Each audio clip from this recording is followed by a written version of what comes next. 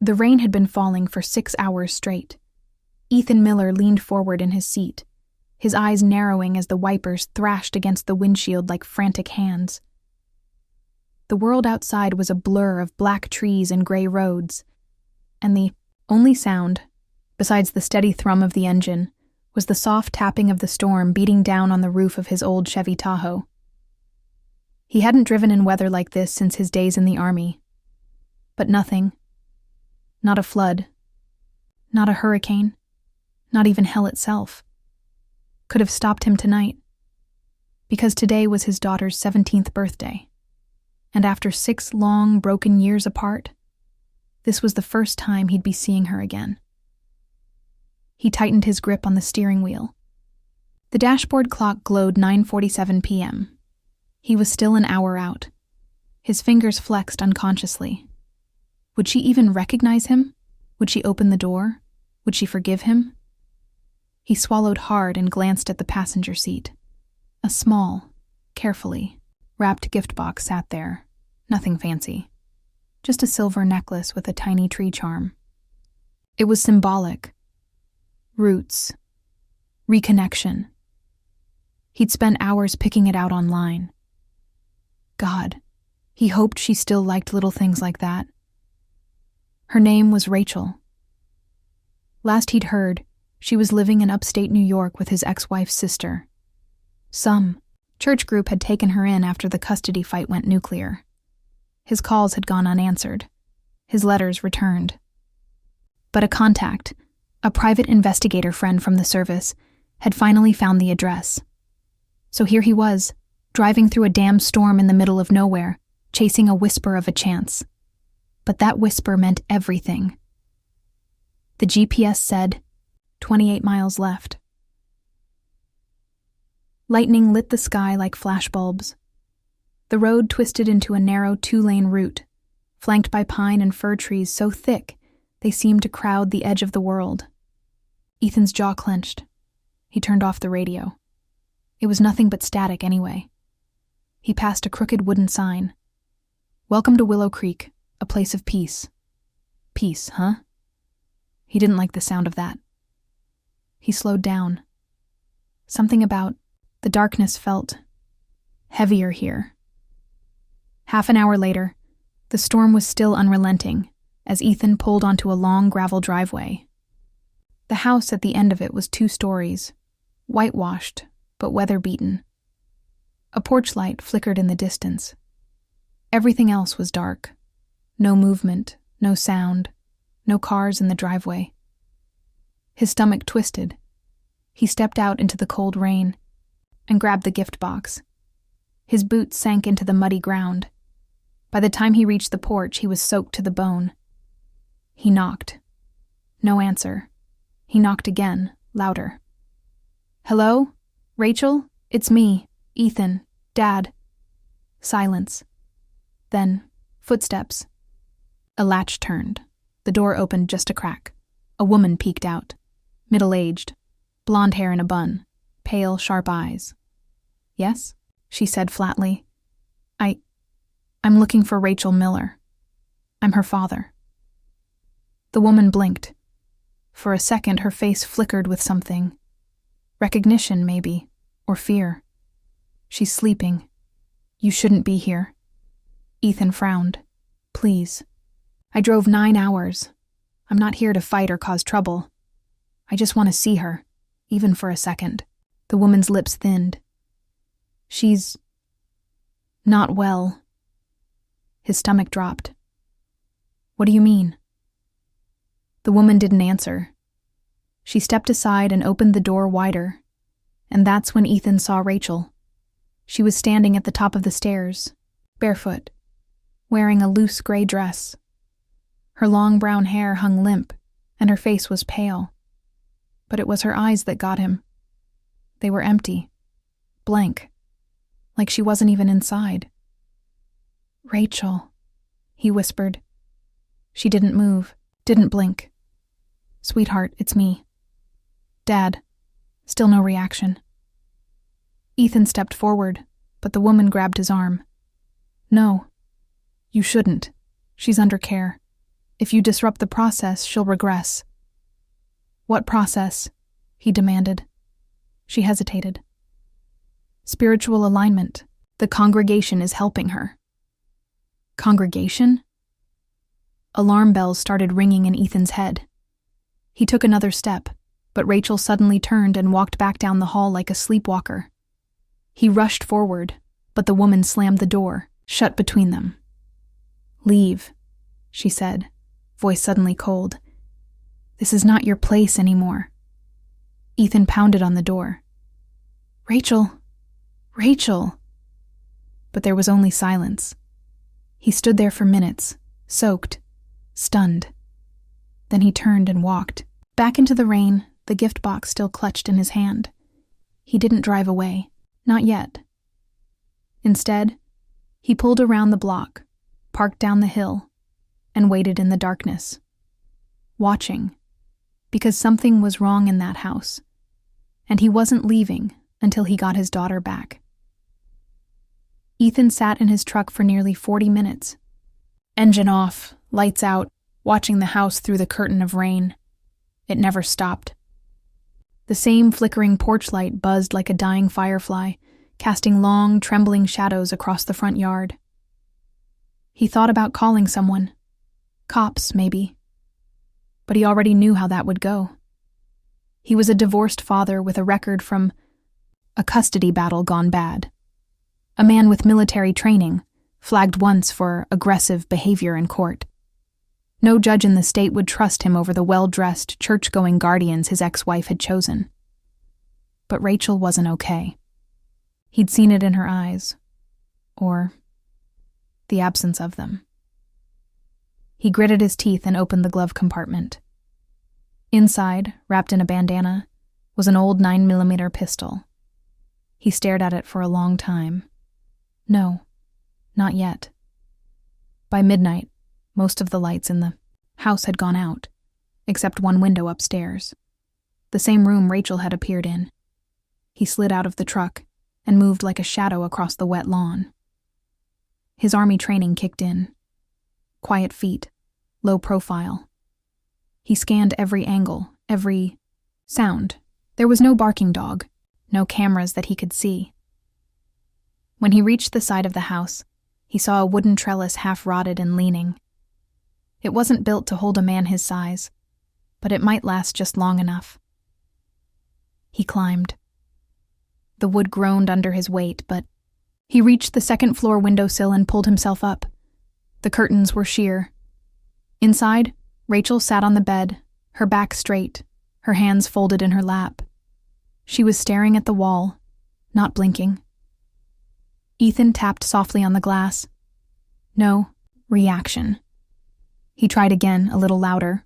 Rachel turned her head. Her eyes met his, but there was no spark of recognition, just that same hollow gaze. Ethan's heart clenched. He pushed the window.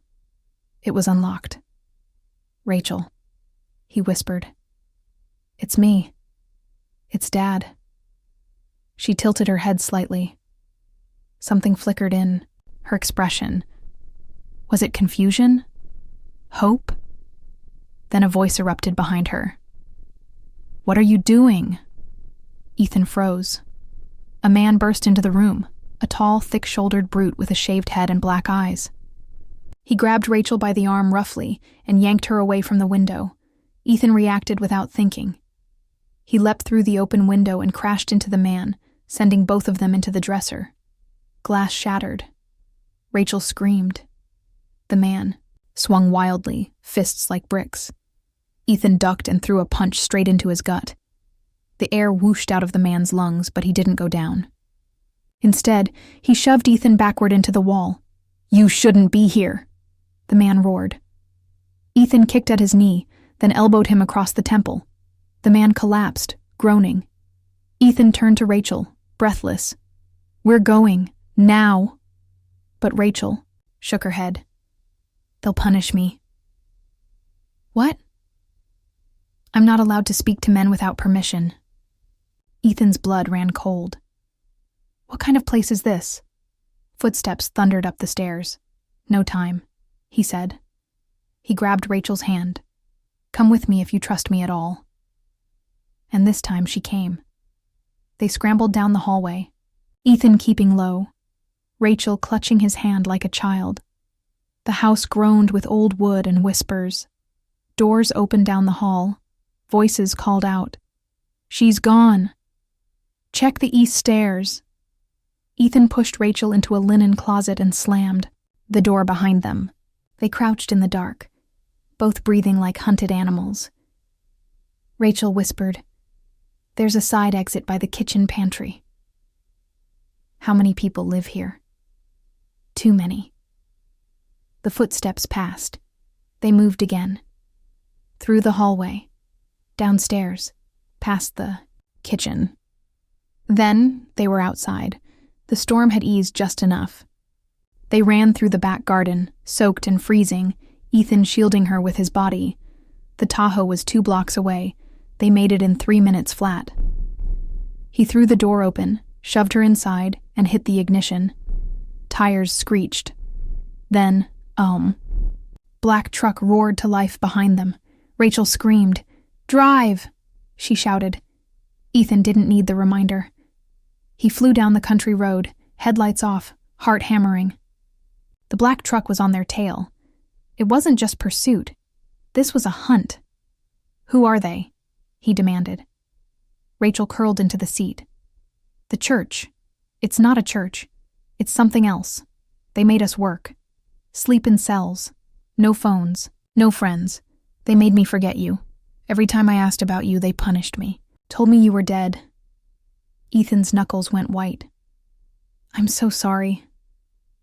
"They take kids, do things to them, brainwash, make them chant, obey, forget their parents." "And you were there for 6 years?" Rachel nodded slowly. "They told me if I left, God would burn me." "God's not burning anyone tonight," Ethan growled. "But I might." He took a sharp right onto an old logging road he'd spotted earlier.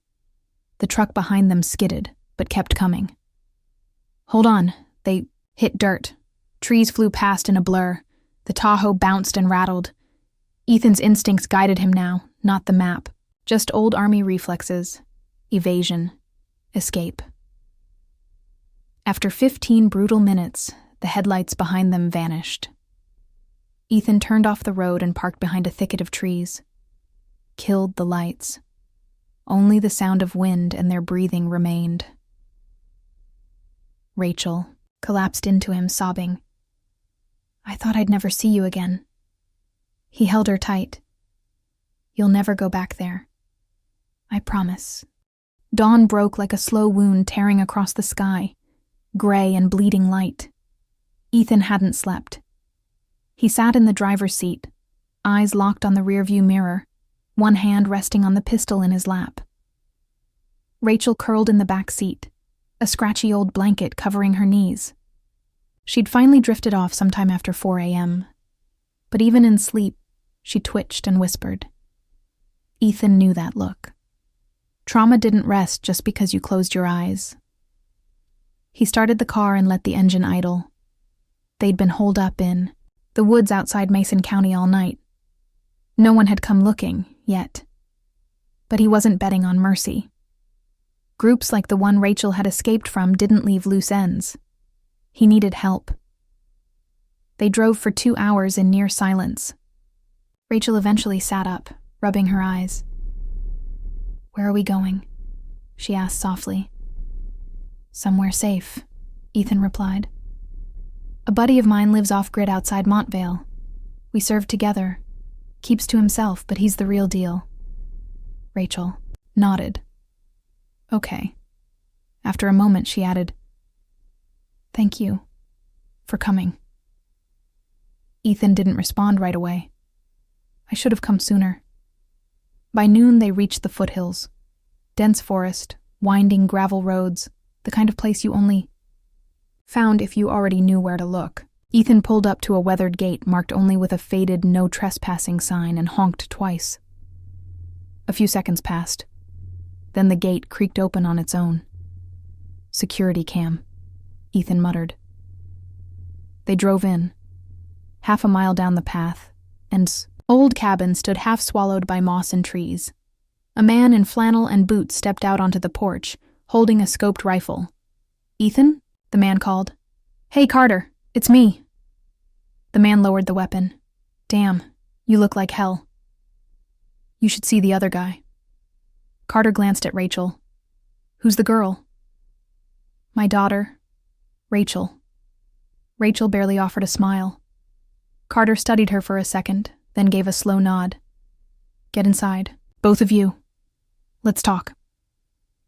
Inside the cabin, the smell of cedar and gun oil filled the air.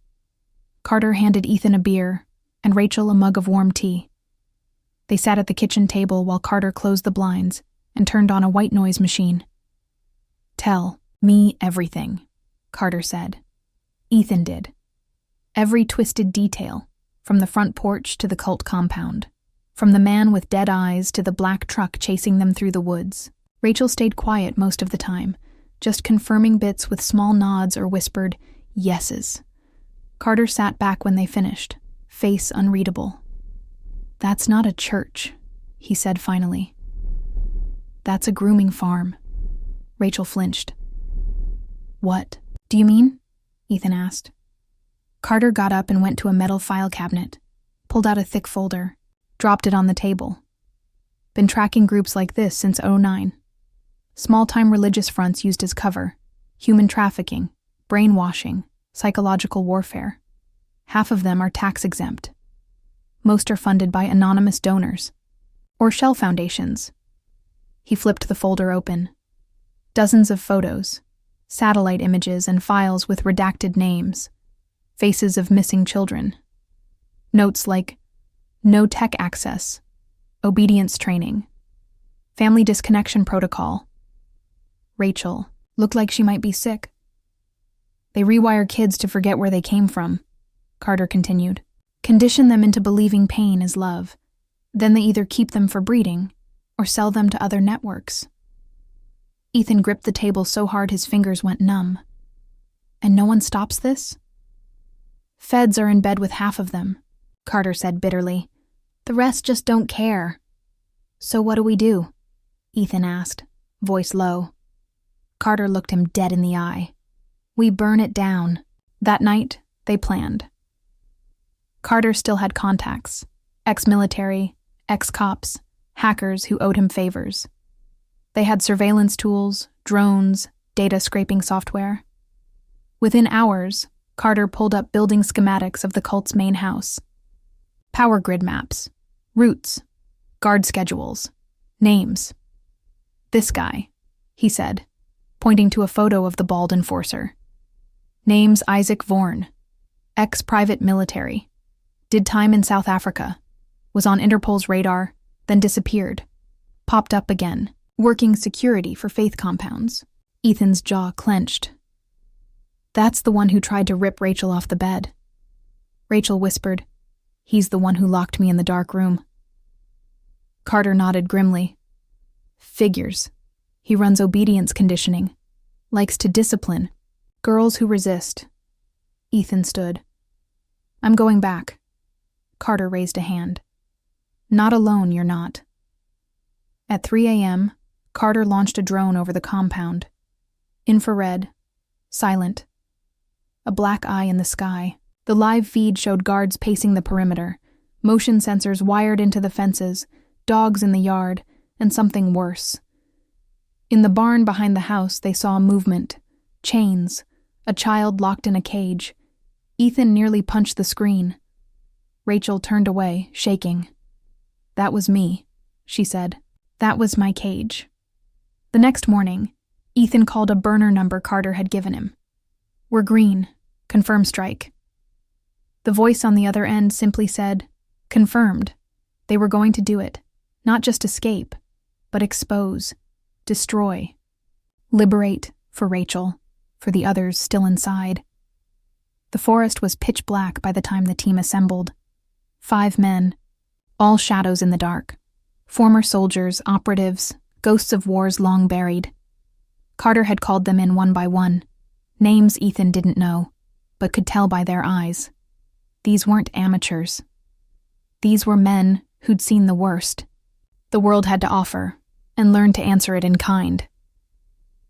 Rachel stayed inside the cabin, but she watched from the upstairs window, arms wrapped around herself. She hadn't spoken much since the drone footage. Something inside her had broken again. But Ethan could also see the edge in her stare. Resolve, cold and honed. She wasn't a victim anymore. She was a survivor, and that meant they owed it to her to finish this. Carter laid the blueprints across the hood of his truck, lit only by a red tactical flashlight. He spoke in clipped, calm sentences. Main house here. Dog staked between south wall and dorm. Power box behind the east fence. Generator building. 2 guards on rotation every 6 minutes. The barn? That's where they're keeping the new arrivals. 4 kids confirmed. 2 more unaccounted. One of the men, a tall guy with a sleeve of military tattoos, pointed at the east trail. No cameras here? Only motion sensors, Carter replied. Already looped, Ethan asked. And Jenna, the one running it? Carter looked up. She's always in the chapel around midnight. Alone. Prays for hours. That's when we go. The mission was simple in plan. In execution, a nightmare. At 12:07 a.m., the team split into 3 squads. Carter and Ethan took the barn. 2 men disabled the backup generator. The last 2 planted thermal charges near the vehicle yard and chapel exits to block escape without destroying evidence. Night vision goggles. Subsonic rounds. Stun grenades. No unnecessary kills. Just extraction. Rachel watched them disappear into the woods like ghosts. Then she picked up her own walkie from the windowsill and whispered, "Bring them home." Ethan and Carter moved silently, through the trees, breath misting in the cold air. The barn rose before them, hulking and shadowed. A single bulb hung above the side door, flickering. Inside, they could hear movement. Chains clinking, whimpers. 2 guards smoked on the far side, rifles slung lazily. Ethan motioned. Carter nodded, a flash, a pop. 2 silenced darts. Both guards hit the dirt before they even knew they were under attack. Ethan shoved the door open, gun raised, 6 cages, 3 of them occupied. 1 girl curled in a fetal position. A boy no older than 9 stared up at him, hollow-eyed. "U.S. Army," Ethan said. "We're getting you out." Carter cut locks. Ethan lifted them one by one, carried them outside. None of them spoke. None of them cried. They'd forgotten how. 2, missing, Carter growled. "Check the feed shack." They did, and what they found there made Ethan's blood freeze. 2 children, one unconscious, the other strapped to a gurney. Tubes, IVs, a camera rig. Not just abuse. Experimentation. Ethan yanked the cables out, scooped the girl into his arms, and whispered through gritted teeth, "Burn this place to hell." Meanwhile, the team at the chapel made contact. Inside, Jenna was alone, just as Carter said, kneeling before a wooden cross, candles flickering around her. She didn't even flinch when the door creaked open. "I've been expecting you," she said. "Hands where I can see them." The man barked. She turned slowly. "You're too late. You took her from me. But she'll come back. They always come back." The operative hesitated. Something in her eyes, completely empty. Then she reached beneath her robe. Bang. She hit the floor. A handgun skittered across the stone. One of the men cursed. We needed her alive. But Jenna had made her choice. Carter radioed, "Extraction in 90. We have 5 kids. We need a med team on standby. Uploading files now." They'd gathered hard drives, documents, photos, proof of everything. The place burned from the inside out. Gasoline, charges, timers. By 2 a.m., the compound was no more. just ashes and silence. Back at Carter's cabin, Rachel sat on the porch, wrapped in a blanket. Ethan emerged from the trees, face streaked with sweat and soot, carrying the unconscious girl in his arms. "It's done," he said. Rachel stood slowly. She stepped forward, touched the girl's forehead. "Her name's Lily," she said. Ethan looked at her. "You knew her?" Rachel nodded. "She shared a cage with me. She kept me alive." Carter radioed in. "Convoy en route. Airlift in 30. Rachel knelt beside the girl, took her hand, and whispered, "You're safe now."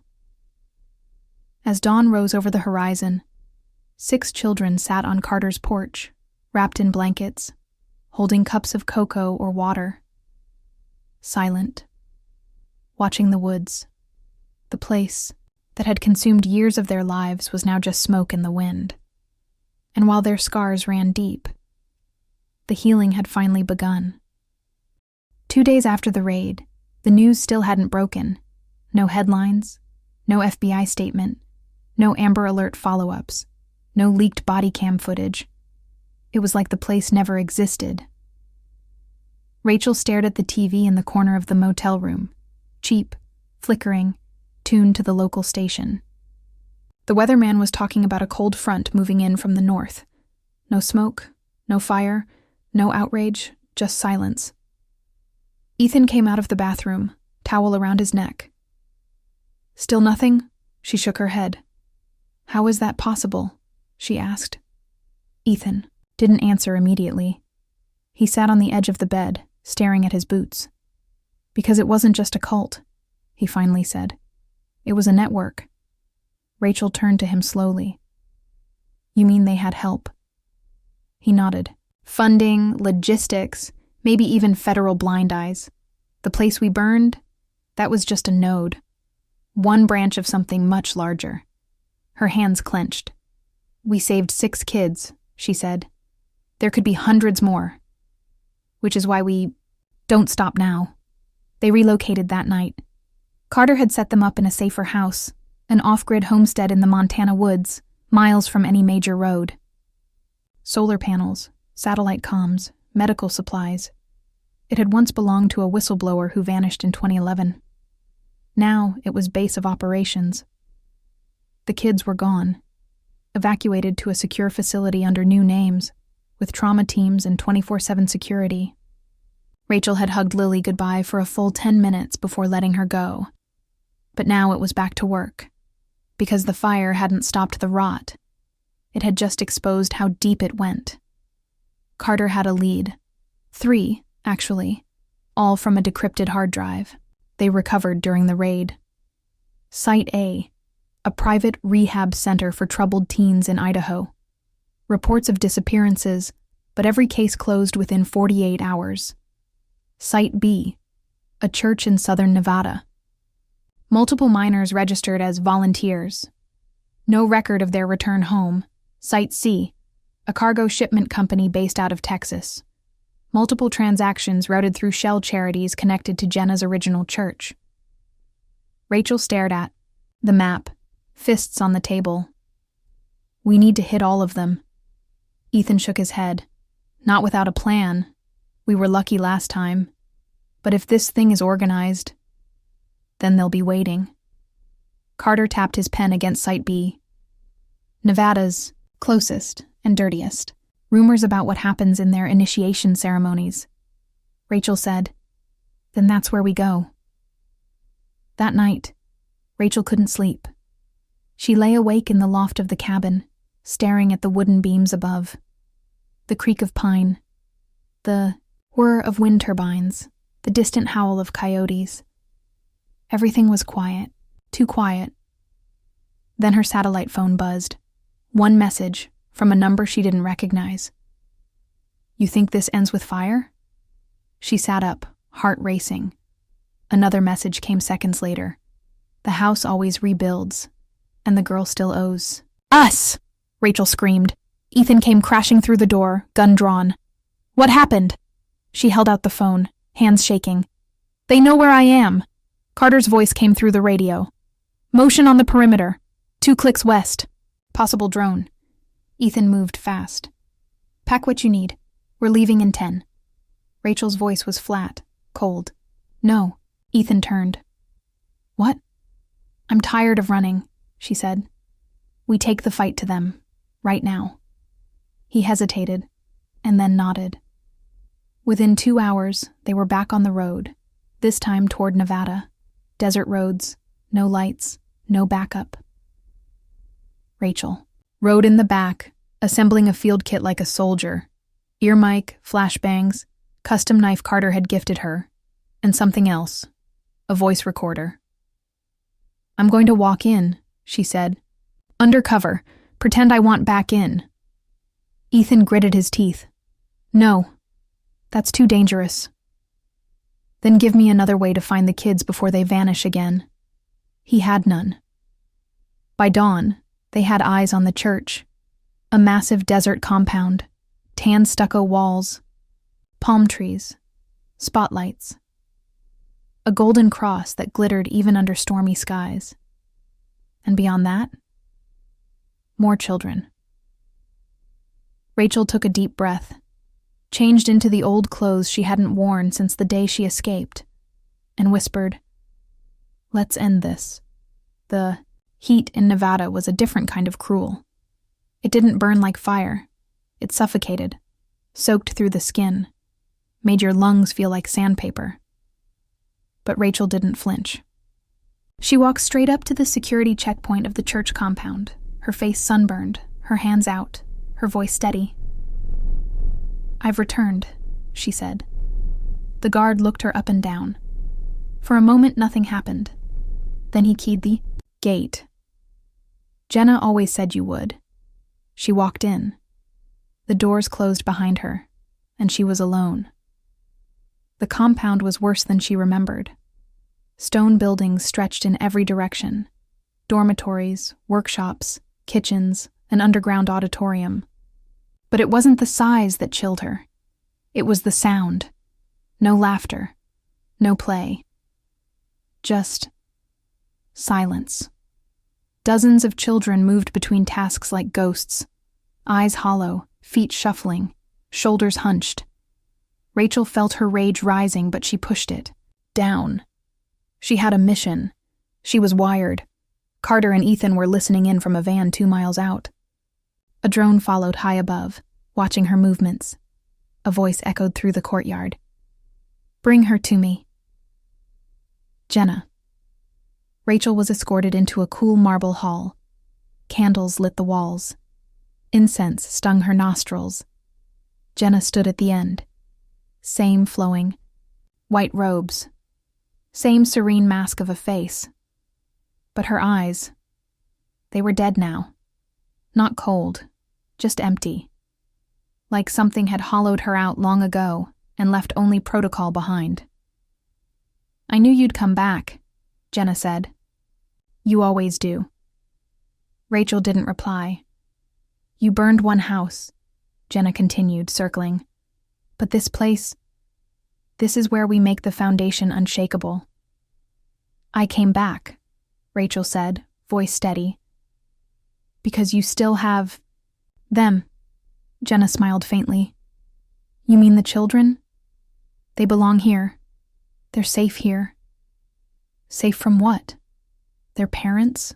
The world? Or the truth? Jenna's smile faded. You don't understand what we're building. I understand exactly, Rachel said, stepping forward. I lived it. I survived it. And now I'm tearing it down. Jenna's calm cracked just a little. You always thought yourself special, Rachel. But you were just another piece. The girl who came back willingly. Rachel's eyes narrowed. Not willingly, she said. And not this time. She reached into her pocket and pressed the signal. Outside, Carter got the ping. It's time. The strike happened fast. Carter's team cut power to the compound within 60 seconds. The gate locks disengaged. Floodlights died. In the confusion, Rachel slipped out of Jenna's grip and sprinted for the lower levels. She knew where they kept the kids. She remembered the doors. the smell, the cold. Behind the third door on the left, she found them. 10 children, all under 10 years old, locked in bunk rooms like animals. One boy was hugging a shoe, another was staring at the wall, lips moving in silent prayer. Rachel crouched, low. "It's okay," she said. "I'm here to get you out." A girl with tangled blonde hair whispered, "You're the one they talk about." Rachel froze. "What do you mean?" "The one who ran. The one who made it out. You're her." Rachel nodded slowly. "And now it's your turn." Outside, things had gone sideways. Gunshots rang from the rear of the compound. Carter's team was taking fire from hired security. Mercenaries, not guards. Someone was protecting Jenna with professional muscle. Ethan was in the fray, pulling people back. "Where's Rachel?" he shouted. "She's inside," Carter barked. "Basement level! Go!" Ethan didn't hesitate. In the halls below, Rachel led the children one by one up the emergency stairwell. She could hear boots pounding, radios crackling, alarms wailing. Jenna's voice echoed from the loudspeakers. "Do not listen to her. She is corruption. She is failure. She is exile." But Rachel didn't flinch. She led the last child, little Mateo, into the courtyard, just as Ethan burst through the door. His face lit up. "You did it." "Not yet," she said. "We still have to get them out." Carter pulled up with an armored truck. "Load 'em now." One by one, the children climbed inside. Rachel counted each one. 10, 11, 12. But then, behind her, a hand grabbed her shoulder. "Jenna." Her face was twisted now, all serenity gone. "You think you've won," she spat. Rachel turned slowly. "You never believed in God. You believed in control." Jenna's face cracked. "God is control." Rachel stared at her. "Then he's dead." She stepped back, and Carter fired. Jenna collapsed without a sound. The rest happened quickly. The children were evacuated. The compound was cleared. FBI agents, this time honest ones, swooped in on Carter's signal. Documents were seized. Hard drives taken, and the world finally saw. The headlines broke the next morning. Desert Church raid reveals hidden network of child exploitation. Survivor-turned-rescuer leads strike team. Whistleblower, Rachel M. Named in congressional investigation. But for Rachel, the real victory was quieter. 3 days later, she visited a safe house in Arizona. The kids were there, clean, smiling, playing in the yard. One girl ran up to her. "Do you remember me?" Rachel knelt down. "I remember all of you." And for the first time in years, she meant it. 3 weeks had passed since the raid. Rachel stood in front of the cracked hotel mirror in D.C., studying the woman staring back. Her face was leaner, her eyes sharp but sunken. Scars still traced her wrists, and the weight of everything she had survived clung to her like wet clothes. She wore the same gray button-up Carter had given her the day they escaped the camp. In the drawer beside her bed was a Glock, just in case. But tonight, there was no threat. No more Jenna, no more pursuit, only silence and memory. In Arizona, the kids had started dreaming again. Mateo, the youngest, now drew colorful stick figures, holding hands. One of the girls, who hadn't spoken in months, said her first words, "I want to go to school." Rachel watched them from a distance. She didn't announce herself, didn't step into the room with some heroic monologue. She simply brought new clothes, children's books, nightlights with soft yellow glows. "She's like a shadow," one of the boys whispered, "but the kind that protects you." In Washington, folders were opened. Over 230 pages of documents, extracted from Jenna's encrypted drive, were submitted to Congress. They showed years of a covert child trafficking pipeline disguised as adoption aid programs, funneled through fake NGOs and elite prep schools. One senator asked, How could something like this survive for over a decade? Agent Carter answered, because it didn't need guns, it only needed silence. Rachel was called to testify. She stood before a room full of lawmakers and cameras, hands shaking slightly, and read from her statement. I'm not a hero. I'm just someone who couldn't live with the silence anymore. For once, the chamber went completely still. A reporter murmured, "It's the first time I've seen humanity still has a shot." Ethan resigned from the force. He sent one final message to Rachel. I've seen hell, but I've also watched you drag kids out of it with bare hands. If you made it, maybe we all can. Rachel left D.C. on a Tuesday morning. No press, no fanfare, just an old truck, a half-full duffel, and a handwritten address, Millersburg, Oregon, Cabin 42, where she was born, where her father once wrote his goodbye letter. Cabin 42 was barely standing, shingles missing, porch rotted. But inside, she found a journal, old and fragile, tucked beneath a loose floorboard. The first page read, "If you found this place, it means you chose not to follow my footsteps." She read every word that night, the story of a man who loved, a woman trapped in Jenna's cult, who tried to save their child, and died trying. Rachel cried for the first time since it ended. Not from pain, but because finally she understood. Her father never abandoned her. 6 months later, a small house opened in suburban Colorado Springs, just a plain white sign, The Haven, a quiet place for broken children. Inside, there were no weapons, no panic rooms.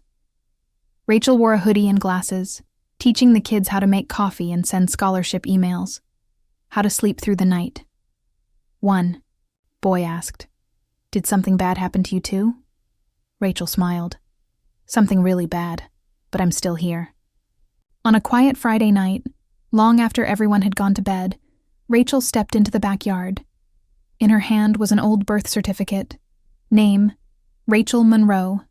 Mother, unknown. Father, deceased place of birth, Nevada Desert Compound. Subject number 43. She lit a match, watched it burn. Ashes curled up into the night sky. She whispered, "You don't own me anymore." And for the first time, she looked up at the stars. No more running, no more hiding, just a woman, flawed, bruised, but finally, free. If this story moved you, if it reminded you that no distance is too far when someone you love calls out for help, please support this channel. Like, comment, and subscribe. You never know who might need to hear that someone made it home.